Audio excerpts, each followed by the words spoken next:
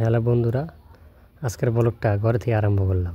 রাহুল আইসে, আমরা যাবো নদীতে।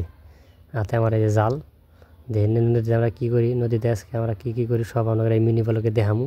যে নাজিউল আর রাহুল কলা গাছ তোলা ধরছে ঠেলার মধ্যে। তো কলা গাছ আমরা কী করবো আপনারা মনে মনে ভাবতেছেন।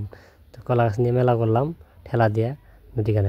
নদীখানে আসার পরে মানে ওভার যাবো আমরা। ওভার যাবো তো এই যে ঈদে ব্রিজ দিয়ে জানা ঠেলা গাড়ে নিলাম, গাড়ে করে নিয়ে মেলা করছি। এখন দামাদুম গেতেছি, আস্তে আস্তে এই পার হইলাম। ব্রিজ পার হয় হাইরে ধান ক্ষেতের মধ্যে একবার ফর করে মেলা করছি। মেলা করে আর ফের করে গেতে আইছি। তাই এসে গেলাম নদী কান্দায়, ফের করে নদী কান্দায় আইসা ফেললেত করে নামা দিলাম। কলা গাছ নামা দিয়ে হান দিয়ে চাবি নাই গিয়া নাজিলে দিলাম যে চাবি নিয়ে, ফের গেল চাবি নিয়ে ডেরাম নিয়ে এলাম। ডেরামটা নিয়ে পানি হাজা ধরছি।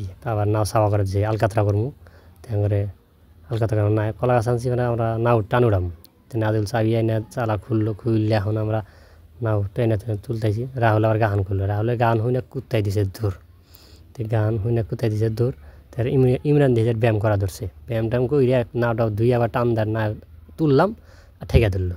নাজিল খুললাম কলা গাছ নিয়ে আসি। কলা গাছ আইনা নার তলে দিয়ে নাও টানে তুলে থুয়ে আমরা আইসা পড়ছি। এটাই বাস্তব সত্যি কথা। তো আজকের ভিডিওটাই বন্ধই।